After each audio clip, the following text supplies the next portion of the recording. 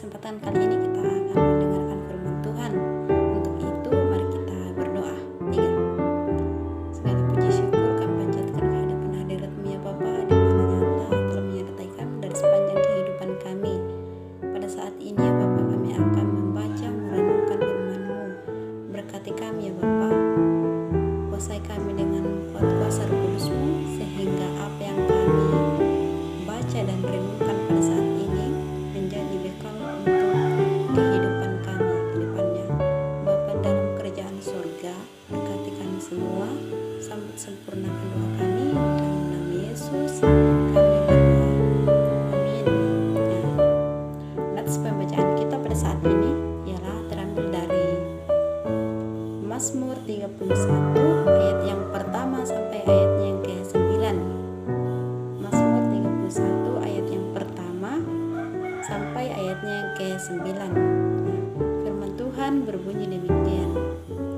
Untuk aman dalam tangan Tuhan, untuk pemimpin biduan, Mazmur Daud. Padamu Tuhan aku berlindung, janganlah sekali-kali aku mendapat malu. Luputkanlah aku oleh karena keadilan-Mu, sendengkanlah telingamu kepadaku, bersegeralah melepaskan aku, jadilah bagiku gunung batu, tempat perlindungan, kubu pertahanan untuk menyelamatkan aku, sebab Engkau bukit batuku dan pertahananku, dan oleh karena nama-Mu Engkau akan menuntun dan membimbing aku. Engkau akan mengeluarkan aku dari jaring yang dipasang orang terhadap aku, sebab Engkaulah tempat perlindunganku. Ke dalam tangan-Mu-lah kuserahkan nyawaku. Engkau membebaskan aku ya Tuhan, Allah yang setia. Engkau membenci kepada orang-orang yang memuja berhala yang sia-sia, tetapi aku percaya kepada Tuhan. Aku akan bersorak-sorak dan bersukacita karena kasih setiamu, sebab Engkau telah menilik sengsaraku, telah memperhatikan kesesakan jiwaku, dan tidak menyerahkan aku di tangan musuh, tetapi menegakkan kakiku di tempat yang lapang. Amin. Firman Tuhan. Dari sepanjang pembacaan kita pada saat ini dapat diberi sebuah tema, yaitu Tuhan penopang yang teguh. Tuhan penopang yang teguh. Ya di pertama bahasa Turaya di kuah puang tu petokon matoto. Puang tu petokon matoto. Ya.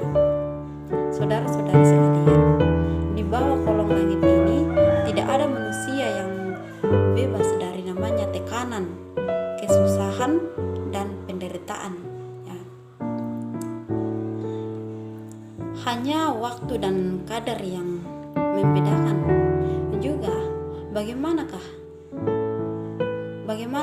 merespon seseorang ketika ia mengalami musibah atau ia dalam keadaan kesusahan. Ya. Seketika satu hal yang pasti, ketika tekanan, kesusahan, penderitaan itu datang pada diri kita, respon otomatis yang muncul dalam diri kita ialah bagaimana cara supaya kita bisa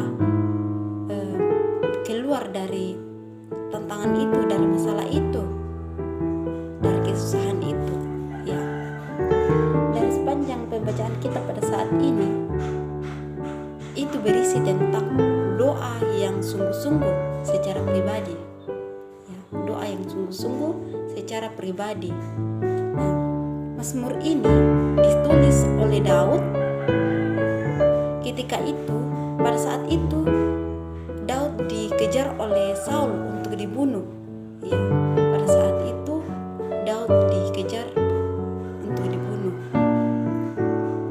Pada saat itu juga kondisi Daud pada saat itu sangat terjepit. Nampaknya ia tidak ada kesempatan lagi untuk keluar dari tantangan itu. Ya.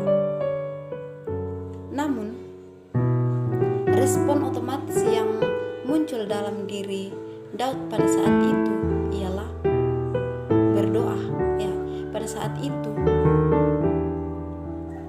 tindakan yang utama dalam diri Daud pada saat menghadapi sebuah tantangan ialah berdoa. Iya, bagi Daud berdoa adalah tindakan yang pertama dan terutama dalam dirinya pada saat itu. Iya. Daud pada saat itu ia ingin dibebaskan dari masalahnya. Ia ingin hidup aman. Daud mengenal Allah dan Daud pun yakin bahwa Allah berkenan kepadanya.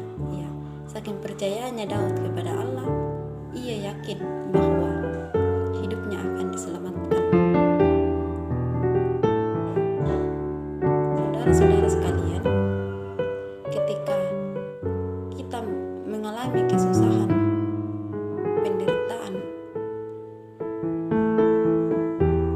respon yang otomatis yang akan muncul dalam diri kita ketika kita mengalami kesusahan itu, apakah doa itu diutamakan dalam diri kita? Ya. Apakah benar doa itu paling utama dan terutama dalam kehidupan kita ketika kita mengalami masalah? Ya. Realita seringkali terjadi pada diri seseorang ketika mengalami masalah. Doa itu seakan-akan tidak ada tempat yang paling utama dalam diri ketika kita mengalami masalah. Ya. Padahal doa adalah tindakan yang paling utama, tindakan yang utama dalam diri kita. Doa adalah kekuatan orang percaya. Doa adalah nafas hidup kita. Tapi kenapa doa itu tidak ada tempat dalam diri kita ketika kita mengalami masalah?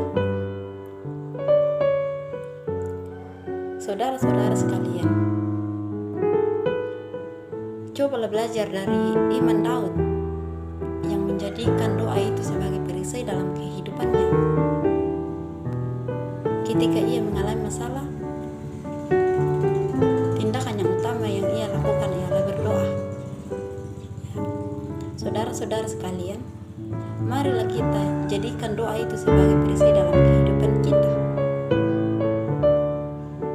Jangan sampai hanya karena masalah, hanya karena kita kecewa, kita meninggalkan Tuhan.